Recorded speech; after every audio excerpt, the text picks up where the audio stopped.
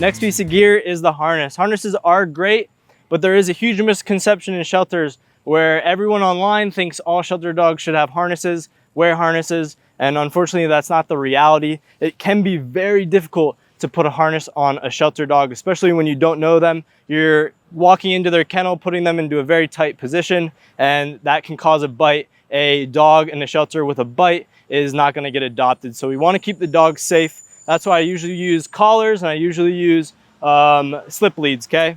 Alrighty, so putting the harness on, want to go right over the head. I usually like to kind of close their mouth so they don't really bite it. Remember, you have to know the dog. So if you're not comfortable doing this, don't use a harness. So put it on like this.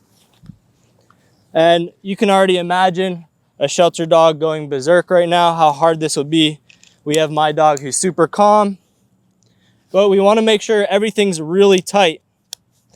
When you do end up having, maybe you'll have a longest resident at your shelter, and you're going to see that a lot of the dogs you start running are going to really, really love you. And they become attached to you and they have a lot of fun with you. So you're going to be able to get a harness on. What you're looking for a harness is a really, really snug fit. You don't want it too loose.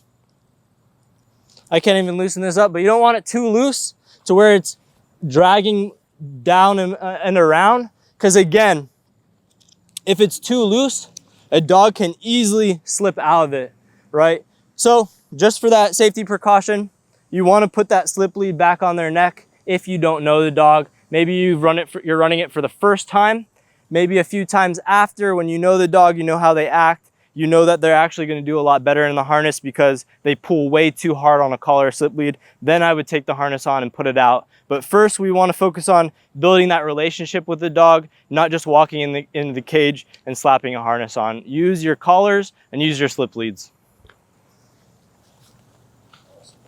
Wait. I see a squirrel back there. Now you want to go like this.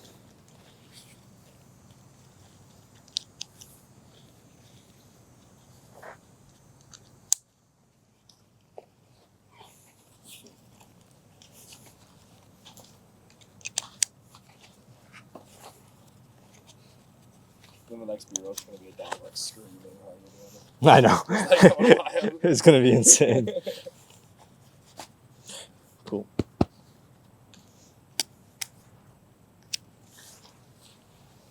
All right, boom, boom, boom.